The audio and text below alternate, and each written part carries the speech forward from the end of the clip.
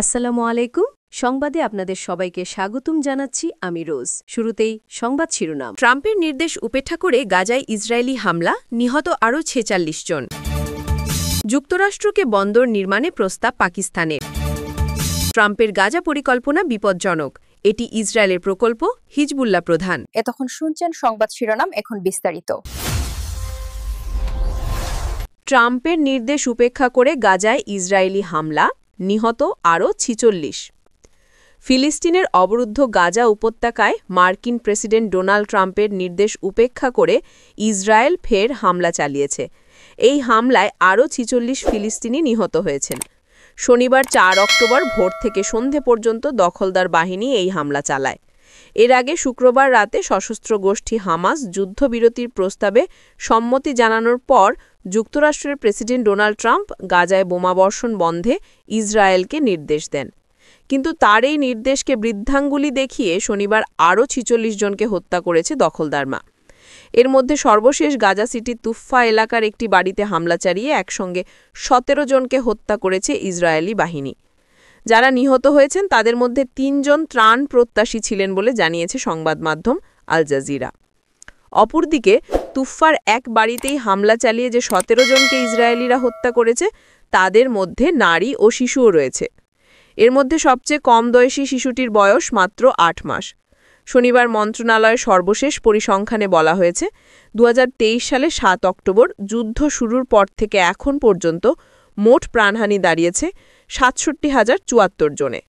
ধ্বংসস্তূপে পরিণত হওয়া উপত্যকায় দুর্ভিক্ষ চরম আকার ধারণ করেছে।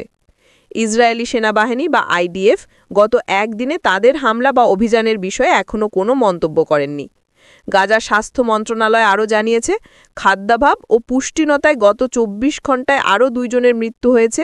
এই নিয়ে যুদ্ধ শুরু হওয়ার পর থেকে অনাহার ও পুষ্টিজনিত মৃত্যুর সংখ্যা দাঁড়িয়েছে ৪৫৯ জনে। এর মধ্যে ১৫৪ জন শিশু। যুক্তরাষ্ট্রকে বন্দর নির্মাণে প্রস্তাব পাকিস্তানের। সম্প্রতি পাকিস্তানের সেনাপ্রধান আসিম মুনিরের উপদেষ্টারা আরব সাগরে একটি বন্দর নির্মাণ ও পরিচালনার প্রস্তাব নিয়ে মার্কিন কর্মকর্তাদের সঙ্গে যোগাযোগ করেছেন, যা ওয়াশিংটনকে বিশ্বের সবচেয়ে সংবেদনশীল অঞ্চলগুলোর মধ্যে একটিতে পা রাখার সুযোগ করে দিতে পারে। শুক্রবার ৩ অক্টোবর এক প্রতিবেদনে এ তথ্য জানিয়েছে ফাইন্যান্সিয়াল টাইমস।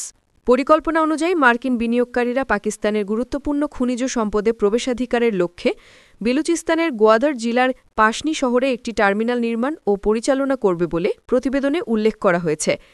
পাশনি বন্দর শহরটি আফগানিস্তান ও ইরানের সীমান্তবর্তী প্রদেশ বেলুচিস্তানে অবস্থিত।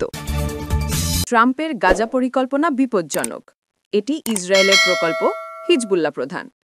লেবাননের ইরান সমর্থিত সশস্ত্র সংগঠন হিজবুল্লাহ প্রধান নাইম কাসেম বলেছেন, যুক্তরাষ্ট্রের প্রস্তাবিত গাজা যুদ্ধবিরতি পরিকল্পনা বিপজ্জনক এবং এটি আসলে ইসরায়েলের রাজনৈতিক কৌশল।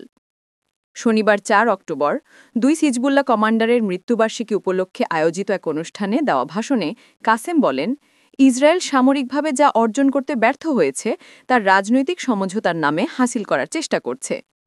তিনি বলেন, আসলে এই পরিকল্পনা বিপদে ভরা। এটি ইসরায়েলের প্রকল্প যা তারা সামরিক আগ্রাসন, গণহত্যা ও দুর্ভিক্ষের মাধ্যমে অর্জন করতে ব্যর্থ হয়ে এখন রাজনীতির মাধ্যমে বাস্তবায়ন করতে চাইছে। হামাস ও অন্যান্য ফিলিস্তিনি সংগঠন এই প্রস্তাব গ্রহণ করবে কিনা সেই বিষয়ে চূড়ান্ত সিদ্ধান্ত নেবে বলেও জানান কাসেম। তিনি বলেন, পরিকল্পনার খুঁটিনাটি বিষয়ে আমি হস্তক্ষেপ করব না। শেষ পর্যন্ত ফিলিস্তিনি প্রতিরোধ আন্দোলন, হামাস ও অন্যান্য গোষ্ঠী যা উপযুক্ত মনে করবে সেটি সিদ্ধান্ত হবে। তবে তিনি গ্রেটার ইসরায়েল ধারণার বিরোধিতা করার আহ্বান জানান। কাসেমের দাবি, এই প্রকল্প শুধু গাজা ও পশ্চিম তীর নয় বরং আধুনিক জর্ডান, লেবানন ও সিরিয়ার কিছু অংশকেও অন্তর্ভুক্ত করে। তিনি সতর্ক করে বলেন, ইসরায়েলের পরিকল্পনা অনুযায়ী সুনার অর লেটার এই প্রকল্প অঞ্চলটি সবার উপর প্রভাব ফেলবে, তাই প্রতিটি মানুষকে এটির বিরোধিতা করতে হবে।